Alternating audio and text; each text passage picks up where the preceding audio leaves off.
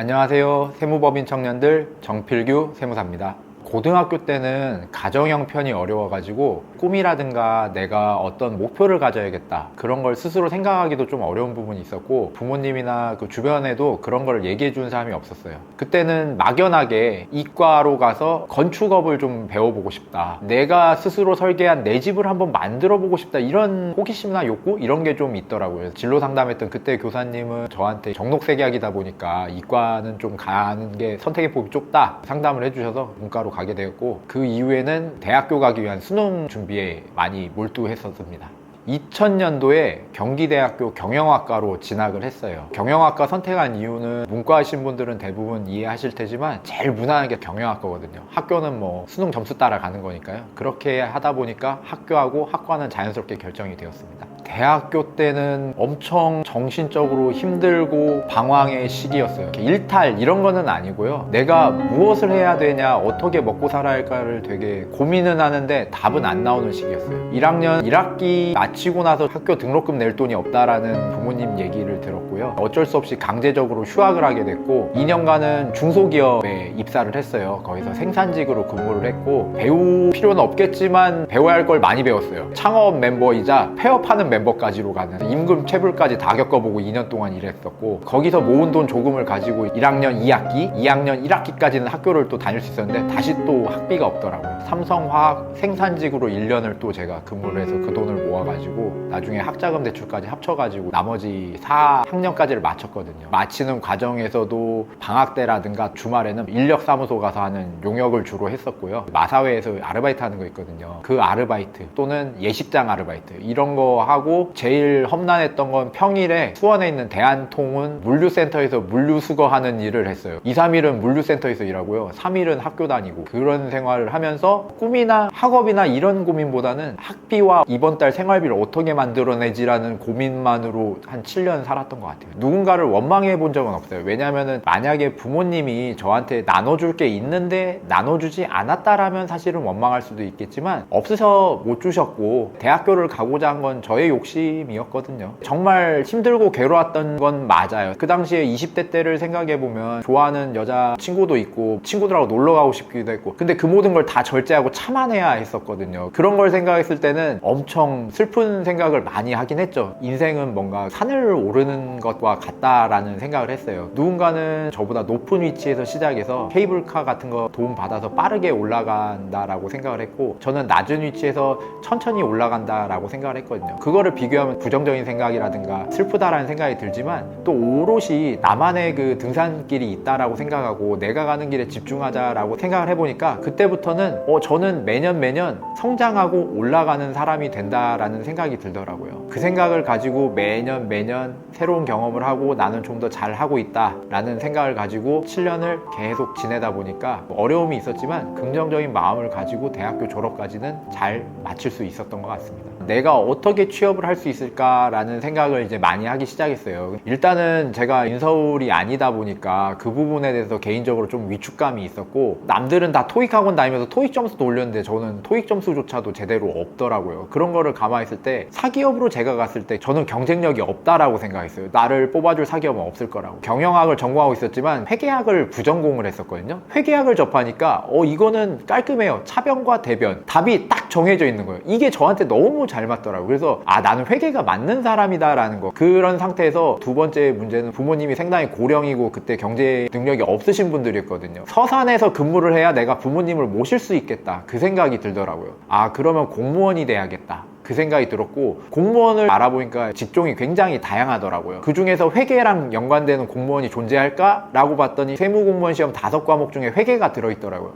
그러면 세무도 나랑 맞을 수 있겠다라고 생각해서 세무공무원을 준비해야겠다, 그렇게 마음을 먹었습니다. 세무공무원을 해야겠다 마음을 먹었을 때 그 당시에 공무원 열풍이던 시절이었어요. 경쟁률 이제 100대 1까지 간다까지도 알고 있었고, 가정 형편이 어려우니까 노량진에서 수업을 들을 학비조차도 없었어요. 수험 생활을 길게 할 수 있는 7급은 제가 도저히 할 수가 없겠더라고요. 9급 시험을 준비해야겠다라고 마음을 먹었고요. 10만 원짜리 중고 노트북을 사고 인터넷 강의로 해가지고 집 앞에 있는 도서관에서 2년간 도전해보자라고 생각해서 세무공무원 준비를 했었습니다.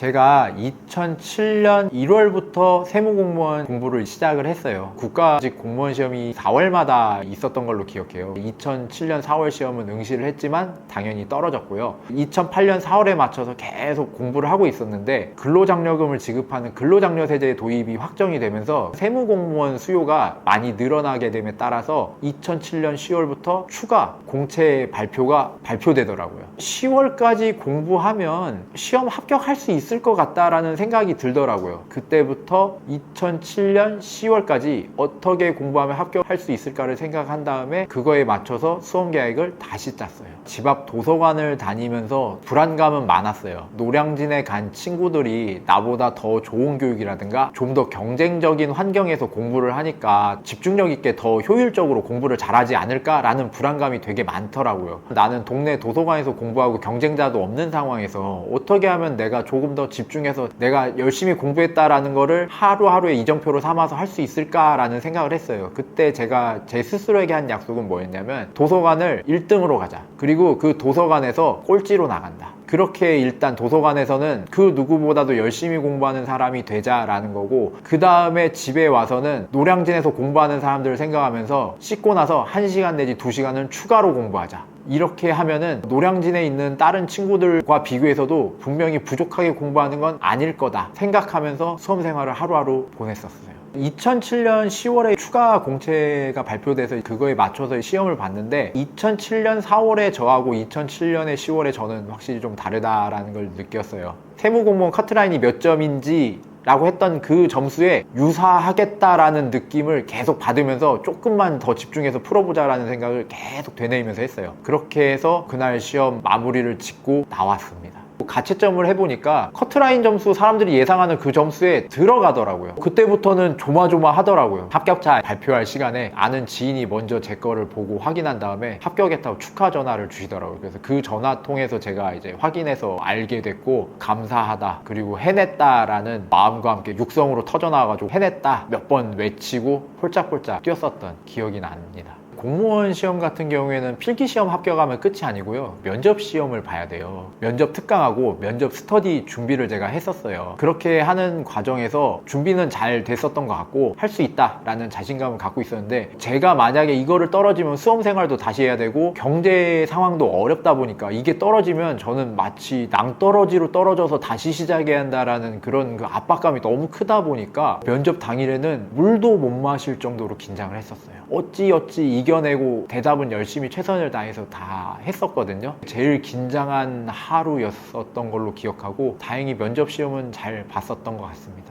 제 개인적으로 면접 합격을 바라는 마음도 있었지만 면접 스터디를 같이 한 6명이 합격 결과를 나눌 거였거든요. 또 그걸 생각해 보니까 6명이 다 합격해야 좋겠다라는 그런 간절함까지도 같이 생기거든요. 다행히 6명 다 합격을 했다라는 소식을 듣고 6명이 다 같이 축하를 해줘서 필기 합격했을 때처럼 혼자 막 좋아했다기보다는 6명이서 훈훈하게 합격을 축하해주고 미래에 대한 불안감이 1차적으로 해소되는, 합격의 기쁨이 엄청 컸다라기보다는 아 진짜 이제는 일단 끝났구나 라는 안도감, 그게 엄청나게 몰려왔었어요. 부모님은 굉장히 이제 당연히 좋아하셨고요. 지금도 인상적으로 기억이 났던 거는 제가 세무서에 첫 해 근무하고 있었을 때 어머니가 세무서로 전화를 하셨어요. 안녕하세요, 부천세무서 소득지원과의 정필규입니다 라고 이렇게 대답을 했을 때 어머니가 거셨던 거고 어머니가 웃고 계시더라고요. 세무서에 걸었는데 내 아들이 전화를 받는구나, 그거를 느껴보고 싶으셨던 것 같아요. 엄마야 라고 이렇게 얘기하고, 아 엄마 이거 회사 전화로 전화하면 안 돼요. 근데 아 알았어, 한번 걸어보고 싶었어, 그 얘기를 하시더라고요. 아 엄마가 주변에 자랑도 하고 싶었지만 또 아들이 진짜 이렇게 일하고 있다는 걸 한번 확인해보고 싶으셨구나 라는 거 한번 느꼈어요. 그 첫 해에는 드디어 저도 명절 떡값 같은 거 받으면 선물 세트 가서 집에도 내려가 보고 합격했을 때 그런 기분들 느꼈고 부모님들 좋은 반응도 느꼈었었죠.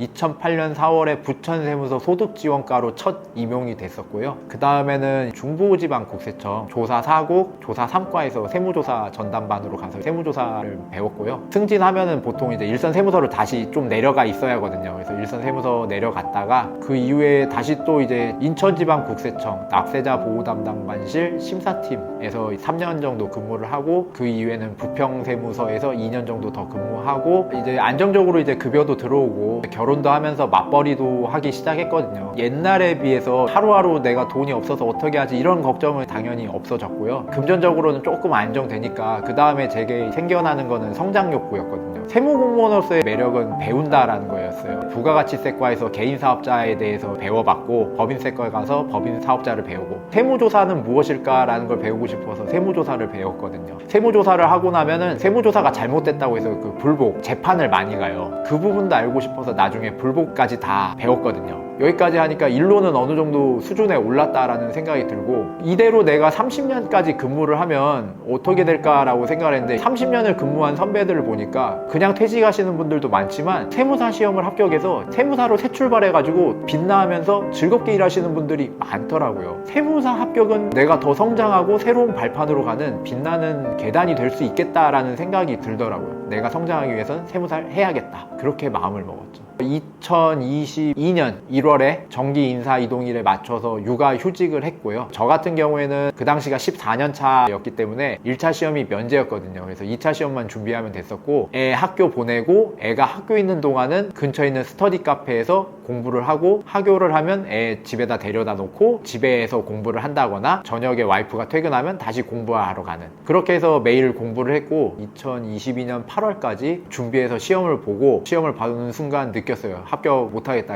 8개월 만에 준비하고 합격한다는 건 무리가 있구나 라는 걸 느꼈고, 경제 상황이 녹록지 않아서 직장을 다니면서 공부를 하는 게 낫겠다 싶어서 9월에 복직을 해가지고 밤에는 공부를 하고 주말에는 공부하는, 그 상태로 계속 공부를 이어나갔죠. 복직을 하다 보니까 한 9시부터 6시까지 숨도 안 쉬고 일을 해야 딱 끝나더라고요. 녹초가 된 몸을 가지고 다시 스터디 카페에 가서 10시, 11시까지 공부하고, 또 토요일, 일요일 풀로 공부하고 했는데 몸도 너무 힘들고 효율도 좀 떨어진다라고 생각이 들고, 한 번만 더 휴직하면 왠지 합격해서 끝낼 수 있겠다라는 생각이 자꾸 들더라고요. 와이프도 한 번 더 도전해봐라 허락을 해줘가지고 2023년 1월에 다시 휴직을 하고 2023년 8월에 시험을 또 봤습니다. 세무사 시험 2차 같은 경우에는 1교시당 문제가 4개로 구성되어 있거든요. 4교시 3번 문제 풀 때까지 나는 합격할 수 있다라는 느낌 강하게 받았어요. 4교시 4번 문제가 엄청 어렵더라고요. 거기서 눈물이 날 뻔했어요. 여기까지 왔는데 이 4번 문제 때문에 내가 불합격할 수도 있겠다라는 생각이 문득 들더라고요. 2, 3분 펜을 쥐고 쓰지를 못하고 고민하다가 잠깐 고개를 들어가지고 수험생 전부를 봤거든요. 근데 그때 제가 놀랍게도 본 게 전부 다 고민하고 있는 게 보였어요. 아, 나한테도 어려우면 남한테도 어려운 거다. 이게 내가 틀리더라도 남도 틀릴 수 있는 거니까 남들보다 조금만 힘내서 한 발만 더 가면 할 수 있다. 그러니까 포기하지 말자. 한번 해보자 라고 생각하고 다시 시험지만 보고서 정말 열심히 썼거든요. 그랬더니 또 어떻게든 글은 써지더라고요. 그렇게 하고서 나와 보니까 떨어졌겠다 이 생각보다는 잘하면 될 수도 있겠다, 이 느낌까지는 오더라고요. 그렇게 기분을 가지고 나왔죠. 2차 시험을 본 이후로 별의별 악몽과 이상한 꿈을 다 꿨어요. 정신적으로 너무 힘들었고요. 그만큼 합격하고자 하는 열망이 엄청나게 컸거든요. 저는 전날은 당연히 아예 잠도 못 잤어요. 밤새 웅크린 채로 잠이 안 와서 거의 뜬눈 상태로 그냥 9시만을 기다리는 상태였어요. 그렇게 9시를 기다렸는데 카톡이 안 온 거예요. 하늘이 무너지는 것 같더라고요. 안 됐다고? 말도 안 돼. 그럼 얼마나 내가 아슬아슬하게 떨어진 걸까? 산업인력공단에 로그인을 했거든요. 로그인을 했는데 합격인 거예요. 합격이에요. 와이프한테 전화했죠. 울었어요. 그때 정말 너무너무 간절했거든요. 이게 장난인지 싶은데 9시 반에 카톡 보내주더라고요. 진짜 지옥과 천당을 오갔거든요. 울었어요. 근데 그 눈물의 의미는 정말 간절하게 원하던 걸 얻어서 기쁨의 눈물이더라고요. 처음 겪어봤어요. 와이프도 그 진심이 전달되는지 와이프도 회사에서 제 목소리 듣자마자 울더라고요. 눈물 날 정도로 간절했다는 건 뭐냐면, 제가 이 수험 생활을 하는 동안 가족들이 희생한다라는 걸 너무나도 잘 알아요. 초등학생인 저희 애가 어디 놀러 가보는 것도 당연히 못하고요. 제가 공부하는 내내 모든 육아는 와이프가 하는 게 맞거든요. 제가 1년 더 공부하면 저희 딸도 1년 더 아빠의 보살핌 없는 1년을 보내야 되고, 와이프도 직장과 육아를 전담하는 1년을 더 해야 하거든요. 가족한테 짐을 지우고 싶지 않다라는 그 생각이 엄청나게 간절함으로 다가왔었어요. 확실히. 그래서 그렇게 간절하다 보니까 총 수험 기간은 1년 8개월인데 딱 하루 쉬었어요. 고등학교 동창 결혼식 사회 봐달라고 부탁받은 거, 그거 외에는요, 명절이고 그 어떤 날도 단 하루도 쉬어본 적이 없어요. 그런 간절함이 있으면 쉬고 싶다는 마음조차도 사라지게 만들더라고요. 그래서 그 간절함은 가족이었던 것 같아요, 저한테. 퇴직을 언제 해야 할지랑 자영업자로서 세무사를 어떻게 해야지라는 게 또 다시 엄습하니까 다시 잠 못 자더라고요. 하루 종일 생각하게 되고 무섭더라고요. 그럼에도 불구하고 앞으로 나아가야 한다라고 생각을 하고 한 살이라도 젊을 때 움직여야 한다라는 게 맞는 거더라고요. 지점 설명회라든가 그 온라인이고 뭐고 설명회겠다 이런 거는 닥치는 대로 다 갔어요. 그러고 계속 정보 수집하고 막 배우고 그랬었거든요. 그렇게 정보 수집하는 과정에서 알게 된 것도 세무법인 청년들의 최정만 세무사님이었고요. 생각하는 거나 결이 잘 맞는다라는 걸 서로 알게 됐거든요. 퇴직과 동시에 세무법인 청년들로 합류를 했습니다. 퇴직 사유서를 쓸 때 와 만감이 교차하더라고요. 16년 동안 있었던 그런 일들이 주마등처럼 들어갔고 더 이상 세무서가 나의 건물이 아니다라는 느낌이 들으면서 남의 건물이다 생각하니까 와 엄청 서운한 거예요. 아쉬워서 조금 더 있고 싶다? 이런 생각도 조금은 들더라고요. 시간이 지남에 따라 그 마음이 조금씩 잦아들긴 했는데 정 많이 들었었구나 그 생각 많이 들었었어요.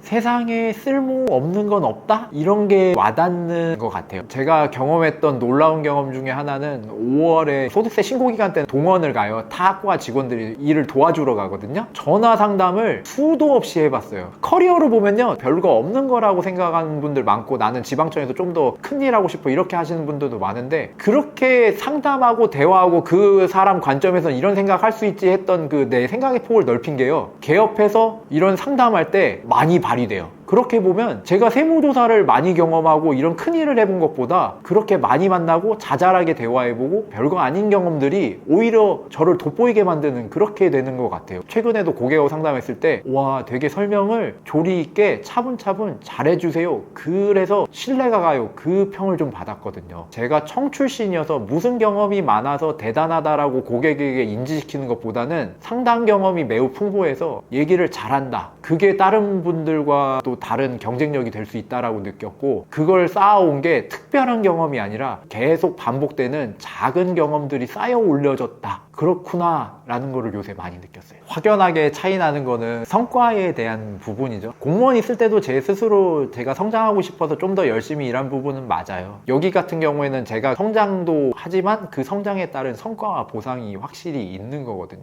더 열심히 하게 되더라고요. 딸이 아빠는 세무사 시험을 합격했는데 이상하게 세무사 시험 준비할 때보다 더 바쁘게 일을 해. 어떻게 된 거야? 라고 하는데 야근으로 누가 시켜서가 아니라 제가 이런 걸 해보겠다라고 회사에다 제안을 하고 적극성이 좀 더 많이 크게 차이가 나는 것 같아요. 내가 이렇게 성장을 해서 성과와 보상을 얻어오면 그 성과와 보상이 또 다시 가족에게 가는 거거든요.